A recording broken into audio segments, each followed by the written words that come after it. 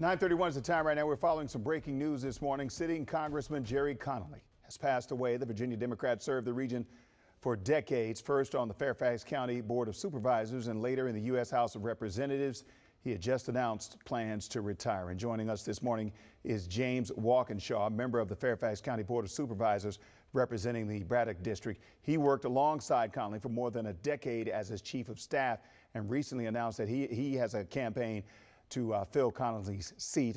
Good morning to you, sir. Thank you for making time with us, especially when you consider what we're going through here. I know he was a close friend of yours. You worked with him for a long period of time.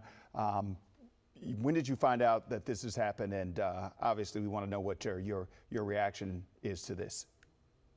Yeah, thank you for having me. And I want to start just by saying to the entire WUSA 9 team that Congressman Connelly really loved you all the reporters and the staff there. He had so much respect for the work that you do.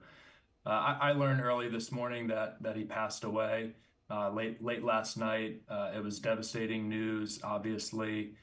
He and I personally were very close, but there are thousands of people across Northern Virginia who are mourning today, who loved him and deeply respected his commitment to our community. So it's a very difficult day for us here in Northern Virginia. Yes, a very, very difficult day. What was it like working beside the congressman for this long period of time? We know he was a fighter when it came to legislation and everything that he was doing, but what was it like personally to work with him and for him to be a mentor to you? Well, he was somebody who gave every fiber of his being to public service.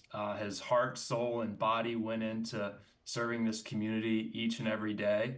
But one of the things that was so special about him is he made it a lot of fun. And even on the darkest, most difficult days, which you get a lot of those in government and politics, his wit and humor and ability to find the humanity in the work that we did made it a little bit easier, and that's something I will always treasure.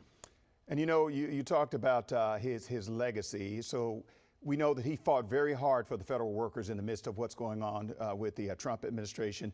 He also was very vocal about what went on, the insurrection on January 6th. One of his final pieces of legislation that he sponsored was the Esophageal Cancer Awareness Act. So he did a lot. So speak to us more about his legacy moving forward, what he leaves behind based on the work that he had done. Well, here in Northern Virginia, the good news is his legacy is etched in every corner of our community. So many projects that he made happen, from the Mosaic District in Merrifield to the Silver Line Metro Extension to the Gerry Connelly Cross County Trail. He was somebody who felt like when you're in elected office, the purpose is to get things done for the people you represent. And certainly during the Trump administration, both of the Trump administrations, he was a valiant defender of our democracy, a valiant defender of the dedicated public servants who work in the federal government, 80,000 of whom live here in Fairfax County. And it's going to be incumbent on all of us to continue that work moving forward. What do you think he'll be remembered most for, and his proudest accomplishment out of everything that he was able to do? He was very proud, and rightfully so, of his service as a president of the NATO Parliamentary Assembly.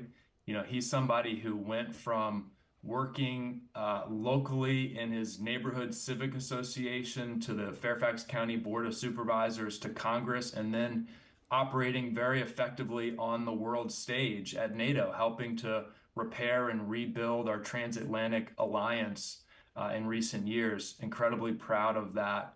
But I think what he should be most proud of, and I know is just the impact he had on so many individuals, from all of the staff members like myself who worked for him, whose lives were changed, to the thousands of people he met each and every year here in Northern Virginia and had a kind word for, or a joke for, or a favor he was able to do for them.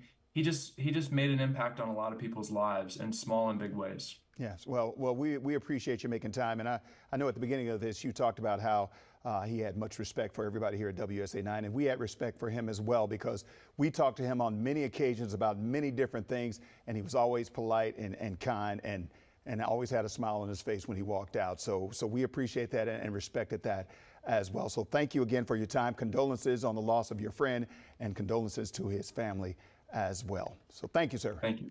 Appreciate it. Turning